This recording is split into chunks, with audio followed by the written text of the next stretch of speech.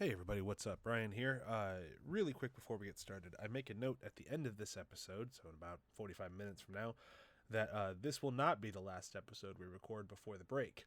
Unfortunately, then I went and caught COVID and wasn't able to record the next recording session, so this episode will be our last episode before our break.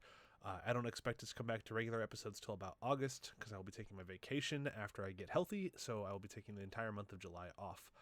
Thank you guys so much for listening. I know this show's been a lot of fun to record. I hope it's been a lot of fun to listen to.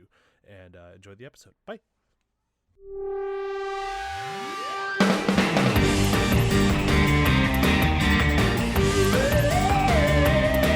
So hi, welcome to Binge Buddies. No wrong time to rock. I'm your host, always Bryan Dressel. With me, as always, I'm going for it, Matt, Zombie Dog, Power Girl, Dykes. Woohoo! Power girl. Oh yeah. You go girlfriend. Power girl.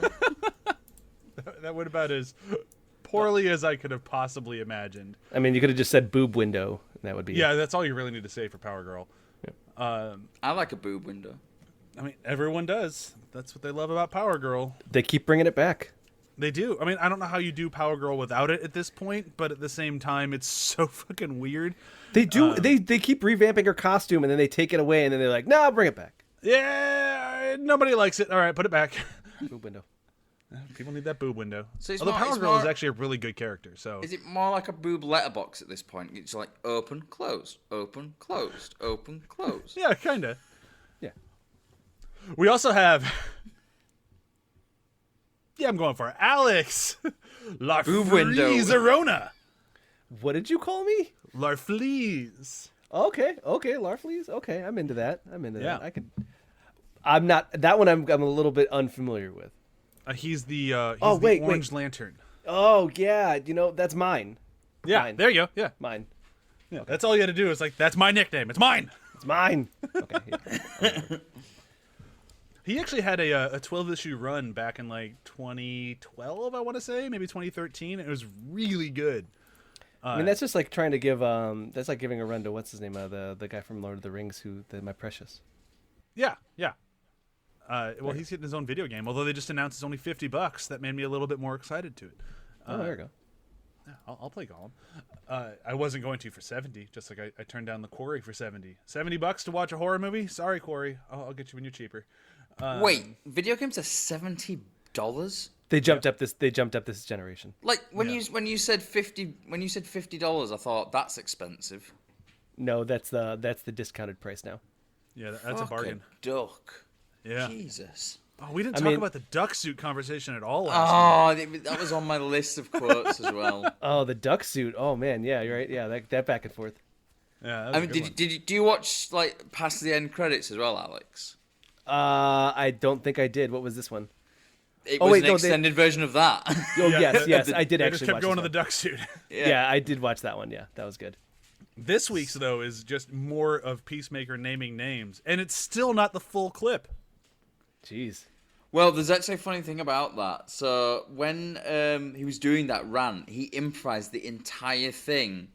And the line where he goes, "The cunts at Riverdale," the crew at that point absolutely lost it and started laughing their asses off. They like James Gunn was saying, like, we have a really professional crew, but that line, they all fell apart. Like, because he went on for like 10 minutes apparently. Can I John also Cena. comment that they this is the third or fourth time that Riverdale is mentioned, and in fact there is later on in this episode there's a news report being like the cast of Riverdale was also at the awards. It's like Yeah, I remember that. yeah, I was like they're really kind of just talking about Riverdale here. Yeah, they're big Riverdale's fans of awesome. Riverdale, apparently. Yeah. Again, I'm still up for that Riverdale rewatch cast. I'm into that. I mean, oh, yeah. Good old Riverdale. I still have only seen, the pilot. I should watch that show. It's excellent. I'm currently rewatching all the Stranger Things, though, so, I mean, that'll take me all of another 10 minutes. It's such a Fast and the Furious arc. I should check it out. When you keep comparing it to Fast and the Furious, I'm very interested. Yeah, it's stupid enough that it knows how stupid it is. Oh, that sounds good. I should give it a shot. Anyhow, let's talk about Peacemaker, Episode 5, Monkey Dory. I gotta say, this episode, we really have not talked about them too much. We kind of mentioned them kind of in tangent here and there, but this episode I feel is more important to bring up the cops. And the episode kind of starts with the cops.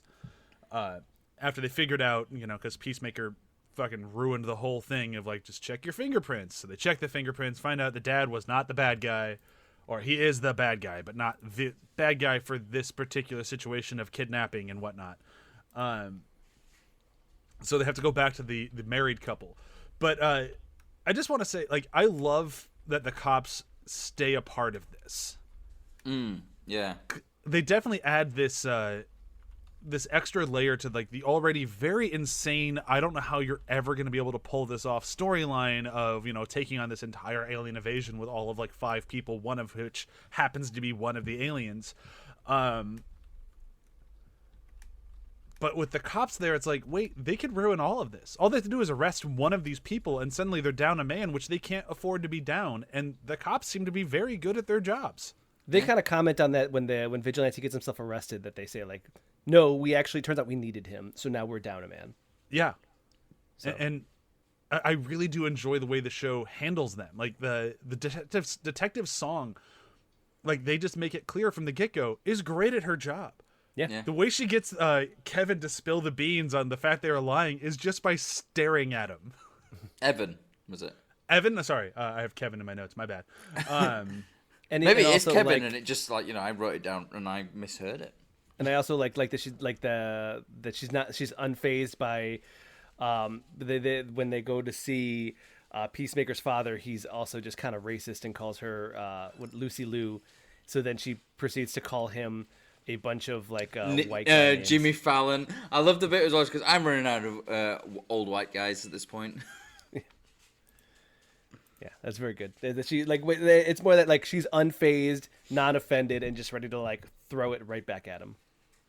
I think we could say she's probably a little offended because why wouldn't she be? But at the same time, she handles it very professionally and well. Yeah. But I also just love, like, that intimidation scene. Just that stare down is so good. And then when he spills the beads, like, they made us. Yep. So funny. And then his wife was like, Evan.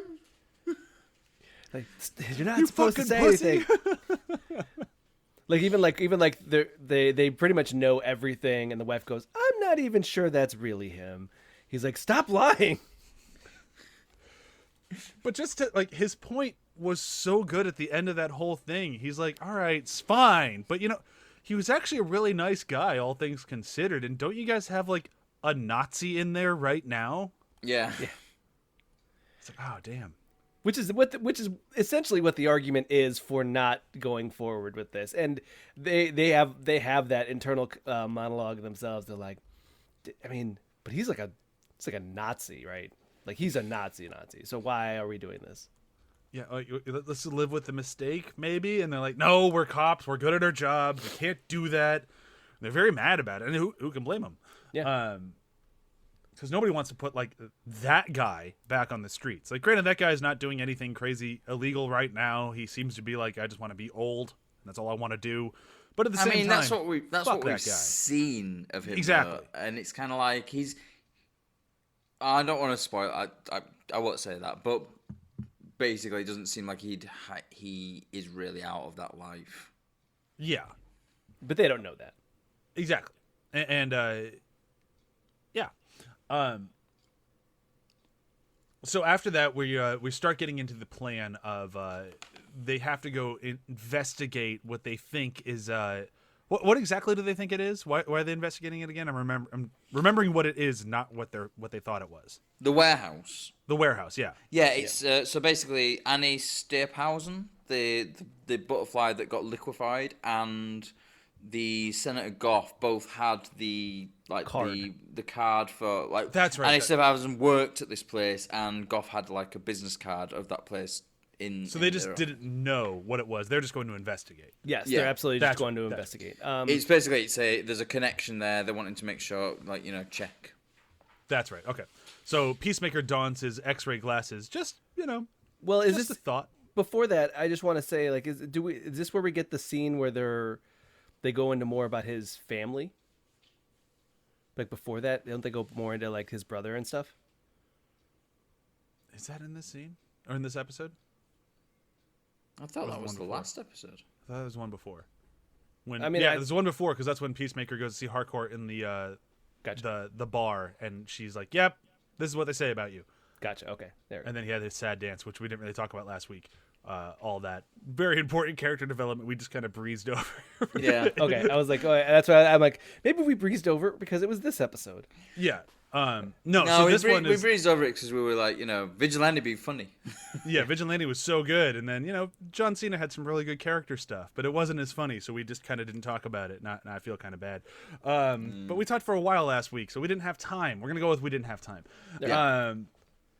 But anyhow, so for this one though, Peacemaker's got his helmet with the X-ray glasses. I think Vigilante just has his normal stuff, but he really wants to use a chainsaw. Yep. And then everybody else just kind of has their guns, but they're getting tooled up. They're gonna go check it out. And you just kind of have, it's another one of those moments where I think this is why I said this episode slows down a little bit, not as much as last week, but it's still willing to breathe. Like you can just have these people chatting, getting along. Like you had the beginning of this episode, you have the bullying conversation. In here you have him still kind of bullying Economos a little bit, but also trying not to as much, but also, he is Peacemaker after all. And then you kind of get them pairing off. So you have, again, kind of how we mentioned the end of last week of the two of them pairing up of Vigilante and Harcourt. They pair off, they go into the factory. Adebayo and Peacemaker pair off and they do their thing.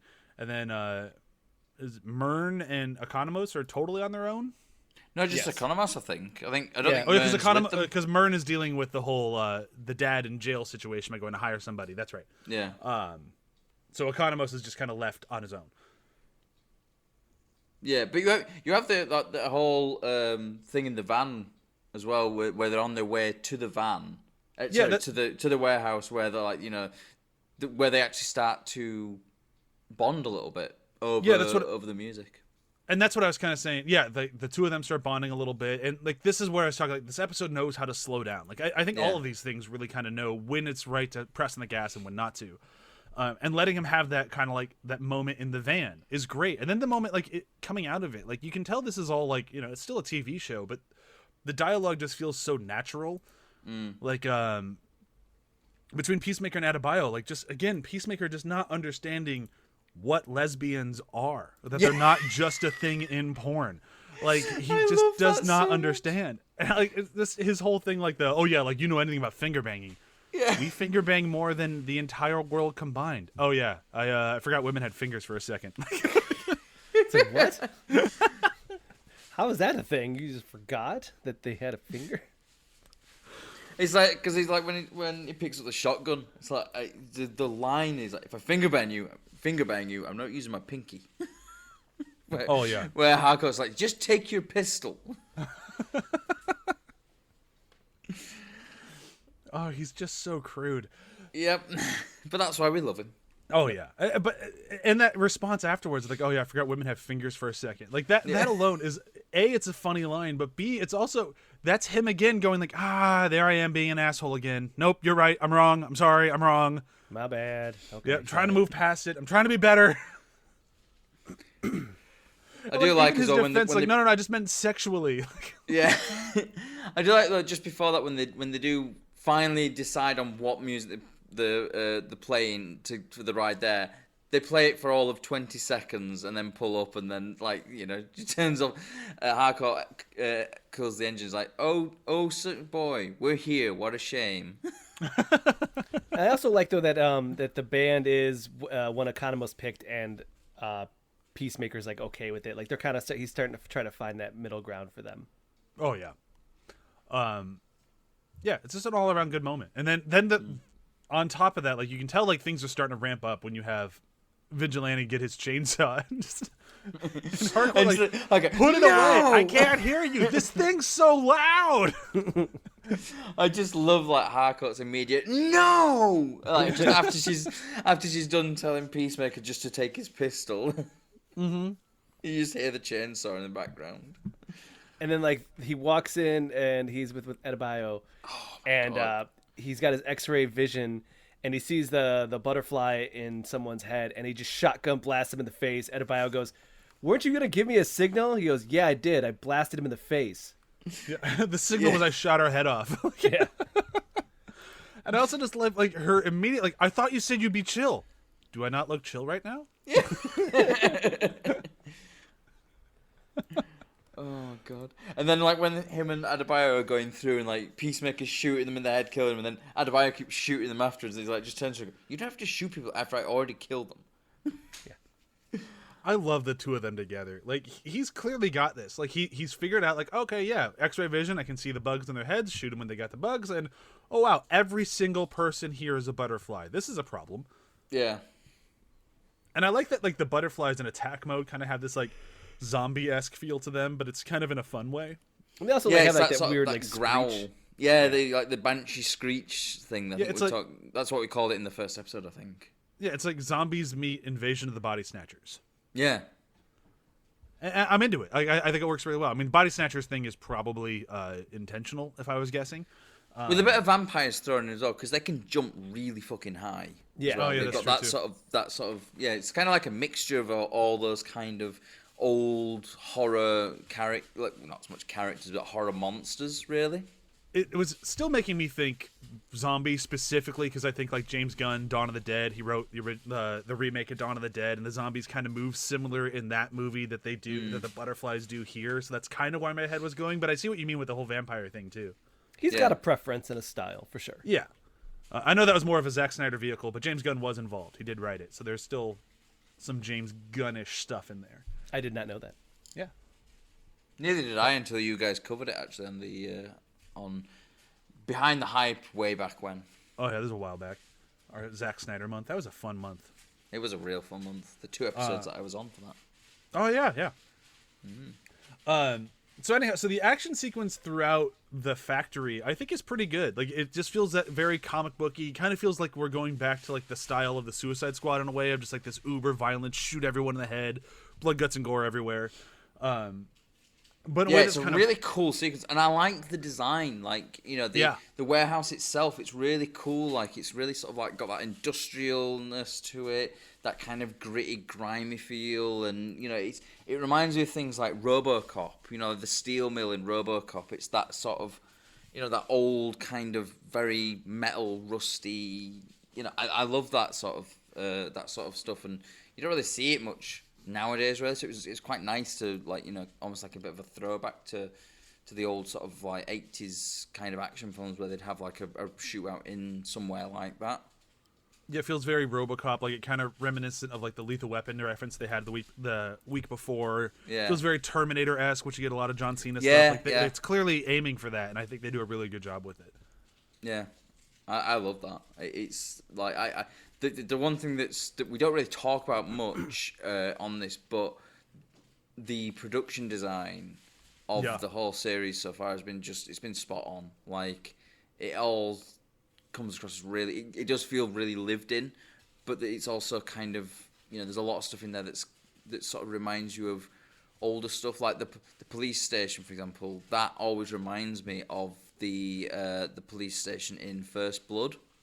Like the layout I could of see it. that. Yeah. It's kind of like little, but it's really subtle though. Like the little throwbacks to the those kind of like old school action films.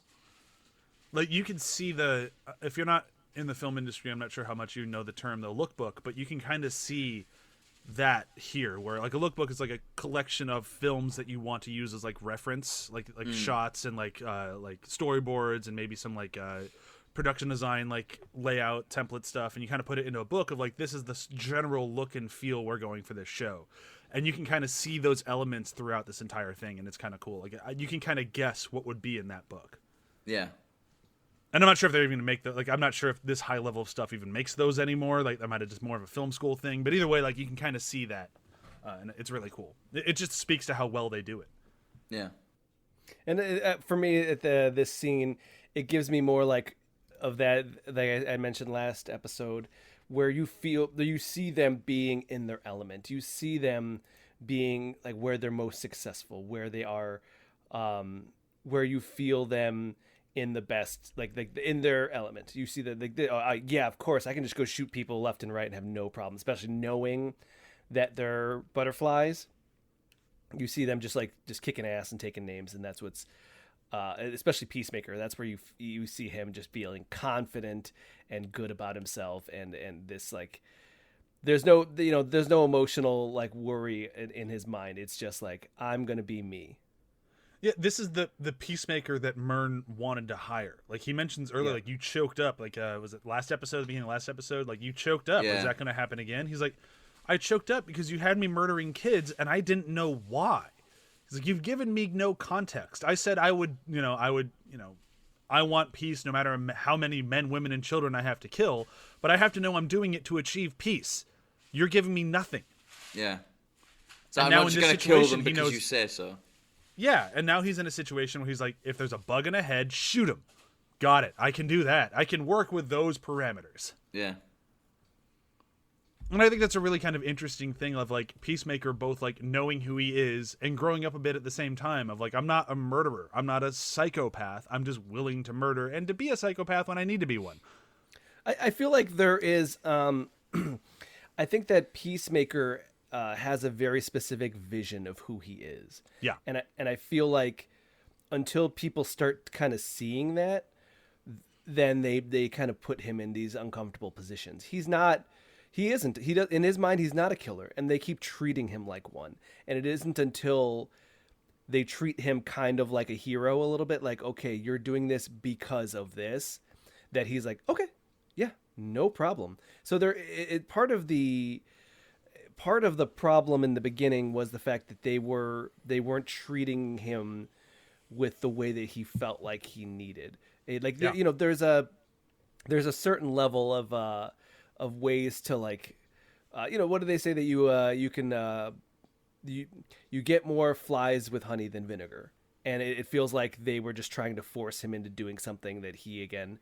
Yeah, like, oh yeah, okay, you just do it because you're an idiot. And he's like, no, that's not how this works. You just have to like talk to me. You talk to me and treat me like a person and what like who I am, and then yeah, of course I'll do whatever you want me to do. Like this is easy for me. Yeah, and I like seeing it when shows do this by showing it and not telling it. And I think this show has done a very good job of that. Specifically with this, like exactly what you just said is all just kind of understood by watching this show. And I think that's really cool. Yeah, exactly. Yeah. And it's the same thing with like Vigilante too. It's just like, oh yeah, you give me the right target. It's easy. Just explain it to me. I'm done. Yeah, no question. But you don't want to do that sometimes, and that's a problem. Well, especially with Vigilante, because if you're wrong about that target, the target's still dead. Yeah, yeah. Oh yeah. I mean, like Vigilante says, he only kills bad people unless there's an accident or a mistake. Yeah, just unless that happens. Yeah. So anyhow, we're back in the fight, and Hardcore and Vigilante are killing a whole bunch of butterflies, and Peacemaker and Adebayo are killing a bunch of butterflies, and then Hardcore, thank you, and Vigilante happen upon a new butterfly, which is a fucking good. Which I believe it was that Peacemaker finds a guard that says, "Don't worry, we have a protector." Oh yeah, the Guardian Angel. I wrote that down because I think that's brilliant. That it's like, your friends are with Charlie. They won't last long. Who's Charlie? Our Guardian Angel. Looks like he's been slacking. When I was watching this episode last night when I was doing dishes for the first time before I watched it again for notes, and when I'm watching it and it gets to that line, all I could think of like, if that's the last thing I heard in this world, like what a horrible thing to go out on. Our Guardian Angel looks like he's been slacking. Like that's the last thing you hear. That's pretty cool, and like that makes it like a really badass line as well. Yeah. It's very that 1980s one-liner, like, oh man, yeah, that's a good one. But when you finally do meet the Guardian Angel, oh boy, yep. Because there was a note in a TV at some point where there's a gorilla that's missing. Oh, was there? There's a news headline at one point, like, and the gorilla still has not been found. Oh yeah. They just throw that one line out, and it's like, oh, there's gonna be a gorilla later in this show. Like I remember having that thought, and still not thinking like, oh, I bet it's gonna be in this episode. There was I read a lot of spoilers for shows even before I watch them, and theory, YouTube videos. Yep. And one of the things that I had read was like Gorilla Grodd. We're gonna get some Gorilla Grodd stuff in this, and it's like, oh really? I haven't watched the show, but that's interesting. Yeah. And then it's this. Yeah, it's not Gorilla Grodd, but it's still pretty close. Yeah. I mean, I do wonder if they were kind of referencing Gorilla Grodd a little bit with the gorilla being a butterfly. I mean, maybe, but since Grodd is such a very specific character, and they didn't really do that with him, I didn't really feel like that to me. Especially because this show doesn't really seem to shy away from its references. Like if it wants to reference something, it usually pretty much just, especially if it's a DC character, they'll just jump out and say it. Very much so. That's true. But I when am Adebayo finally actually surprised that they didn't say like even make it like a reference. So it's like, who the fuck's what's Gorilla Grodd doing here or something like that. like, even if it'd been like afterwards, like, why does Barry make that sound like it's such a hard thing to deal with? Yeah, Yeah, chainsaw that'd the be pretty fucker. Yeah, just bring a chainsaw next time, Barry. The Flash is not doing his job. Slacking. Slack it. Yeah.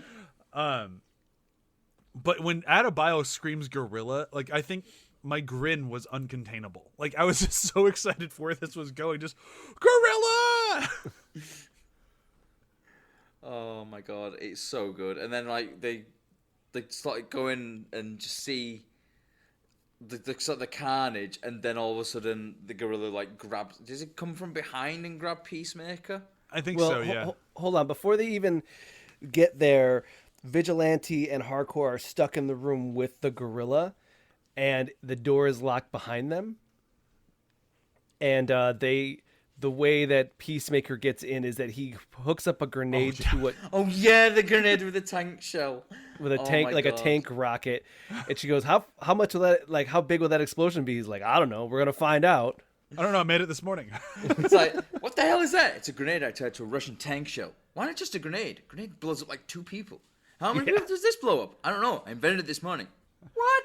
And then he throws the tank shell grenade. He's like, eat peace, motherfuckers. That was my quote. "Eat peace, motherfuckers." I loved the run! And she's like, you couldn't have told me to run before? What? I need to tell you to run away from a bomb? Yeah. Which again also feels like, like I'm Run on Adebayo would have been appreciated. Oh, really? I need to tell her to run from a fucking bomb? Like I'm with Peacemaker on this one. I feel like you should know to run away. I'm gonna throw something it's very clear you understand the circumstance. You literally said, "Oh my God, that's a grenade hooked up to a tank shell," and you're surprised that you have to run. Yeah, that's kind of on you. But it works. It's very successful. They get in the room, and then it's time to fight a gorilla. And the fact that the gorilla shouts "Die human" is just so wonderful. I love it. Like, it's so great that it actually can speak as well. And it's just it's that little bit where it's like, "Die human," and then all of a sudden the chainsaw starts coming through. But the fight itself, like before the chainsaw even shows up, before he shouts "Die human," is just so entertaining of like humans actually attempting to fist fight with the gorilla. It's like, this is not going to go well, guys, at all. And it really doesn't. And a gorilla that's got a butterfly in it is also, it's like a super gorilla. Oh, yeah. Which they definitely commented that's a super gorilla. Yeah. What I liked about it was that we got the team, the full team together. You see like, Vigilante attacking, getting thrown. You see Hardcore getting attacking it, then getting thrown. You see Adebayo get in there and get thrown away. You see Peacemaker grappling with it. Like you get everybody taking their turn, trying to work together. Like, oh, I'm gonna protect my friend. This is also my friend. This is all, they're very much like they're in sync a little bit, and I feel like that was a good moment for them to like show off that like, oh, this is a team. Definitely. And we get more of that afterwards, but I just want to say this is like the beginning of them like full teamwork, especially, they were just all like pairing off and stuff. Yeah, I mean, it's like one of those, if, corporations would just start having teams murder a gorilla together, their team building exercises would be way more successful. Easily. Or you'd have, much stronger teams, or, or you could deal with, you wouldn't have to fire anyone. Yeah. So the entire fight sequence goes down. They're not doing very well, and then you hear a chainsaw, and it just comes bursting through the chest of the gorilla. The gorilla's like instantly dead. It knows it too. And then it's Economos showed up with a chainsaw. Yeah. And I know we're not supposed to talk about him after he angrily quit our show 2 weeks back, but this was a very perfect, oh yeah, this is an HBO show. Yeah. Joel definitely would have done that. He'd be like, oh, okay. Oh yeah. And we'll still miss you, Joel. He'll be back at some point. He'll be back. R.I.P. Joel. But it was such a Wait, we killed him? Don't Twist. worry about it. We won't talk about him Podcast anymore. plot twist. But after this, we have, and it's kind of I made the team building exercise joke.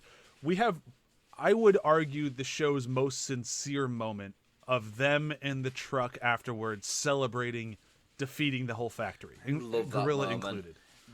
It's what does it for me is Harcourt. Like the smile on her face, it's so genuine and warm, and the way she gets the phone out and takes the picture of them all together, it's such a lovely moment of this sort of team really coming together and working together.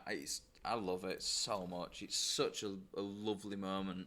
It's I think it's one of the best sort of post action sequence cool down moments I've seen in anything for a very long time. Oh yeah, just rocking out to that song, all having such a great moment together. It all just feels good. And this is even coming off that moment we just had where Peacemaker started bullying Vigilante again, because Economos had such a great moment with the chainsaw, and Vigilante wanted the chainsaw, and he took it a little personally that Economos got it, and Peacemaker calls him Thimble again, and it's oh no, this is horrible. But then you get that moment in the truck, and it's oh okay, it feels a little bit more okay again. Yeah, and then also it definitely initially it felt like Hardcore was a little bit against it, but they kind of won her over as okay, we're having fun now, and it's not the worst thing to actually be to your coworkers and stuff. Yeah. And then just a peek behind the curtains of behind the scenes of this thing, it just makes it that much more heartwarming to me. You find out if you look into this that the photo that is shared amongst the group is a photo that Jennifer Holland actually took during a rehearsal of that scene, because she was having so much fun on set as Harcourt that she saw them rehearsing that camera angle and just went, oh, I'm going to take a picture. So the finger that's in the shot is actually her finger, because she's not a professional photographer. She was just having fun. That's really cool. Cool. After that moment and after that scene, the group chat of all the actors and James Gunn together, they renamed to 11th Street Kids after that sequence. And it's awesome. This is just so adorable. See, that's the kind of stuff you like hearing about. Yeah. You don't want to hear about, Tom Cruise went apeshit about people because they were doing their job or something or whatever. I can't remember. But you hear about Jennifer Holland having a good time on set, on her boyfriend at the time, either husband or fiance now, they're having a good time. She's seeing all of her friends have a really good take and having fun. She takes a picture. The picture works so well, they write it into the show. That's just cool. It just warms your heart. Yeah. Oh. And then even that, it mirrors the real life show, because that moment also warms my heart, because she sends it to a group text with all of the people on the show, and it just feels. Yeah, and it's that moment where you start to see a turn in, the sort of the dynamic. They've actually become a team a bit more, and they've just sort of they're working together, and they're sort of getting on with each other. They're they have everybody's phone number. They're texting each other. It's oh, okay, this is nice. Yeah, you're seeing the chemistry sort of come into balance, as it were. You're seeing the friendships form out of the coworkers, which is really, really cool. And it's done very organically. And it's just unbelievably well done. I love it. And then because James Gunn is a bastard man, he has to rip that warm feeling right out of your heart with another just very heartwarming, wonderful scene of Adebayo and Peacemaker just hanging out in Peacemaker's home. I'll go with trailer. I guess. Yeah. And then she has to hide the journal, and it's fuck. Yeah. After he's given her a feces drink, though. That's true. But I think so funny. I think it's more like she's struggling with the fact that she doesn't want to do this. But it's her job, and she has to do it. And it's like, Yeah. oh, this sucks. The only reason you're there is because he trusts you and likes you, and you kind of trust and like him too, but you're still doing this big betrayal thing. And we don't know how big of a betrayal it is yet. We don't know exactly what the diary is being used for, but you know it's coming from Amanda Waller, so bad. Yeah, and it's a manipulation play. Yeah. Like, you know it's not in Peacemaker's best interest. You just know that. It's like, oh, that sucks. We're having such a good time right now, but we are only like halfway through the show, so that can't hold forever. We're more than halfway through the show. Yeah. That's kind of a bummer to think about too. That bummed me out when I was watching this one. I was like, I want to keep watching. I want to keep going, but also I don't want this to end. Yeah. This show had a very much... it's a feeling that I described in very, very few movies or TV shows. Of like, you realize you only got about 30 minutes left, and you're like, no, I can't just be 30 minutes left. This can't be wrapping up. That's horrible. Yeah. You don't want that to happen. And I definitely have that with this show. Like, when this is happening here, it's like, oh, you're setting up third act stuff. Third act means, oh, we're almost done. You bastards. How dare you end this show that I'm enjoying? But speaking of third act stuff, Adebayo, clearly feeling a ton of guilt for fucking over Peacemaker, can't go home because she's also having a ton of guilt for how horrible she's being to her wife. So she goes to work, where Myrn is, and she decides to play with those X-ray goggles. Ruh-roh. Mm-hmm. Adebayo's in trouble, yo. I find it very interesting that she very quickly, like, I was a little bit. This is the one thing that one of those you have to shut your brain off a little bit. I found it a little bit weird that she looked at him, saw the butterfly, kind of. She didn't really like scream or anything. She kind of just was like, "Uh-oh," and then Myrn, who was in the other room, instantly knew. Like he just started hissing. No, there's a window. There's a window. He could see her. Okay. But, And he saw that she was wearing the X-ray. Oh, okay. So I was, for me, it felt a little bit like, how would he automatically know that she knew? Because there's a window. Yeah, he could see her, and he knew that Peacemaker used that to shoot all the butterflies in the factory, I assume. And she's always talking. And as soon as she put that thing on with the X-ray glasses and saw him, she shut up immediately. So that caught his attention. And then when he sees that she's wearing them, he's like, "Bop." Like mid-sentence as well. Yeah. Yeah, it just felt a little like, oh, yeah, that seems a little, like, convenient. And one thing we have skipped across is Captain Locke. Myrn. Oh, yeah, we definitely should mention him because he becomes a major point coming up. So the police, it turns out Peacemaker's father still stays in prison, and he doesn't understand why, and neither do our cop heroes. And they go, and turns out their boss, the captain, had been replaced with somebody that was working for Myrn. Yeah, and he seems like a real creep. Yeah, like his introductions, like, the situation is delicate. It requires something other than your usual sledgehammer. Well, these days, Myrn, I'm barely ball peen. It's just so creepy. So creepy. And that guy who plays him, he's been in quite a few things. He was in Stargate Atlantis, and he played one of the Wraith, like one of the recurring Wraith that kept coming back, and he does it really well. Like, he does creepy super well. Yeah, Chewie mentioned that too when we watched it the first time through. She's like, "Oh, I don't like him." Yeah. Like, why not? He's barely been in this show. She's like, Stargate thing. Yeah. I go, fair enough.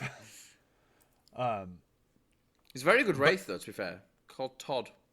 He's a really good actor. Like, he Yeah, plays he's these roles very fantastic. well. And correct me if I'm wrong, he's the last character that we hadn't met from the intro dance sequence, right? He was the only one we hadn't actually met. Yeah. I think so, yeah. Yeah. I love how many characters are in that opening dance sequence. Like, it really does kind of bring the ensemble of the show together. Like, even the neighbor that likes fucking with him is there. Yep. Yeah, well, even like the guy who the hospital orderly who doesn't really janitor. show up. Yeah, he's only in the first episode, right? Yeah, he never comes back. Yeah, and he's in there. Like, all these characters you thought, like, you see in the opening credits, you're like, are they gonna come back? Are they a bigger part of this? Because like some of them, it's just like the old. I think we've seen the last of the old neighbor as well. I think. I don't think I we'll think see so at him this point. again. Yeah. Not to spoil Yeah. things for Alex, sorry. No, no worries. You're good. Oh yeah, Uh, sorry. Fuck. It's not a major spoiler. No, this character doesn't come back. This very insignificant character not coming back, I don't think is much of a spoiler. But, still, spoilers are spoilers. I'm sorry. Me as well. All right. What have we missed? Is there anything else we want to mention this thing, or should we move into favorite moments? Could go into favorite moments. All right. Alex, why don't you go first? Favorite moment? My favorite moment is that, my favorite quote was "Eat peace, motherfucker." But no, my favorite moment is that when they're doing the group text and Vigilante, his text is a mermaid emote, and they kind of reference the fact merman, and they reference the fact that he just like uses it for almost everything. Yeah. He's like, what does that mean? He's like, well, it means happy, sad, like whatever, any kind of big thing of emotion. And it's like, well, what's the point? And he goes, I told him that. That's so funny. Although as well, when I sent that to our group chat about this as well. Yep. I noticed. It's a great thing though as well, because it's kind of like a, I'm referencing the episode, but if you've never seen it, you have no idea. So it's like the kind of thing that you can just send to a group chat without spoiling anything. I hadn't rewatched this in a while, so when that came up, I had no idea what you were talking about. When I finally watched the episode, I'm like, oh, that explains the merman. It's great. And it also just shows a little bit like that, like, yeah, they're friends. Like Peacemaker and him are friends, and he knows his friend. Like there was part of it that was like that in the beginning. It seemed like Vigilante wasn't friends with Peacemaker at all, or like Peacemaker wasn't friends with him, just like didn't like him. But like the fact that he knows his favorite emoji and knows what it means, it's like, yeah, we're friends. I know him. Yeah, my favorite moment's kind of tied to that as well. And mine's, it's in the very beginning of the episode when they're talking about nicknames and like how Peacemaker gives everyone a nickname. That's just part of his deal. That's part of being friends with Peacemaker. And he goes in this very long explanation of like what it's like to be friends with Peacemaker. He's a bully. That's part of it's the package. He'll see your dick, he'll make a nickname about it, and then whoever gets their nickname usually goes into another room and cries for a while because they know that's their nickname for life. And he's just all very matter of fact, like he's giving him a compliment. And as he's doing it, like Peacemaker's kind of smiling, and then every now and then, like you just hear little bits, and he's like, "Wait, I'm doing what? Wait, what?" And it's such a good moment of Peacemaker hearing what he wants to be and being like, "Yeah, I'm that," but also hearing what he is and going, "Oh fuck, I'm also that." Yeah. I mean, he even says like, "Hey, I got bullied too. How? My kid's calling me a bully all the time. Yeah. And telling me I was abusive. Hey, that hurt my feelings." Like he's just so out of touch, But but he doesn't want to be. It's just like, like when Vigilante's talking about when he says, "I'm going to go out on a limb here and say that I don't think he considered a compliment that you called him Prince Charming because his penis was shaped like a scepter." And then Leota's like, "Are you kidding?" And then, no, it was really bulbous at the end. Oy. All right, Matt, you're up. I believe their preferred pronoun is long live rock, and you're sounding a little awesome-phobic. That's pretty good. That's amazing. Is that the same? It's in the is in this. Oh no, it's in the first episode, isn't it, when it was on about back when men were men and they dressed like women or something like that, or they weren't afraid to dress like women back when they were men. Because it like ties into that a bit because Harcourt's like, are those men? Preferred pronoun or Jesus Christ, it's such a good line. Yeah, it's Great. really good. Hooey. All right, I think we've done it again. Finished yet another episode of Peacemaker, which is a bit of a bummer because it means that we're getting incredibly close to the end.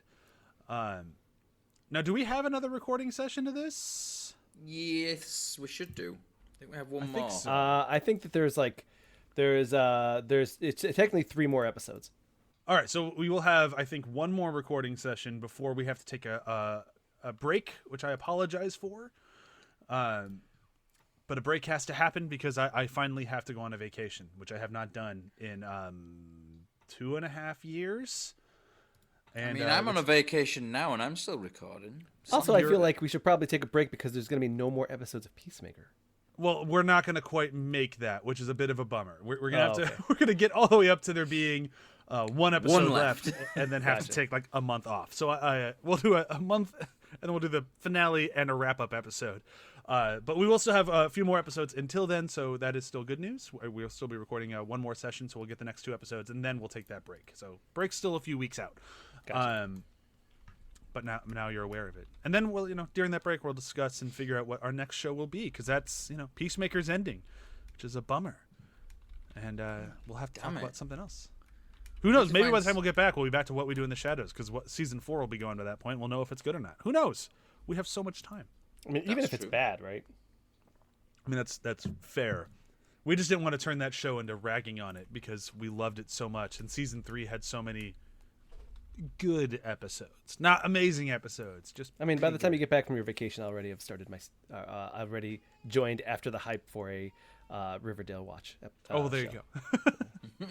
All right, so let's do a very quick round of plugs. We can say goodbye for this show, every other show on the ATH network. Be sure to check out athpod.com. Alex, what about you? My podcast is Super GG Radio, where we will help you find your new favorite indie video game. So check us out on all podcast platforms. Ooh, just to interrupt plugs really quick, I have to ask Alex about a game. Yeah. I've been wanting to do this for a while now, since I've had you and Joel on. I'm like, oh yeah, I should ask them about a game during their plugs. Have you played Forgive Me, Father? Ooh, that sounds familiar, but I don't think so. It's an HP Lovecraft first-person shooter. I'm very excited to try to give it a shot, but I don't usually play games on PC. I know you guys do that more than me, so if you give Forgive Me, Father a shot, please let us know how it is. I'm very excited to try it. I need to know if I need to brush off my PC gaming muscles or not. Oh, you know what? Give a first-person shooter a shot. I like it. I will come back to you in a week because this looks amazing, so I'm going to pick it up now. Oh, awesome. Matt, plugs. So I am working on something. I'm not going to go into too much detail, but I'm working on potentially another podcast series. Gonna be doing a bit of playing around and gonna do like a test sort of like pilot, as it were, and see if it sort of works. And if it does work, it'll be I don't know how often it will be recorded. It might be like once a month or something potentially. It's all gonna be around availability of guest stars and things like that, but I'm just going to leave that little nugget there floating in the... Wait a minute, no, that's just starting to sound like a shit in a toilet. That's really exactly how I want there. to leave it. That sounds great. Yeah. All right, well, I guess that's it for this week. Be sure to tune in next week when we start talking about Myrn after reading. Fantastic. Love these punny titles. All right, bye! Fantastic. GG, guys. Goodbye.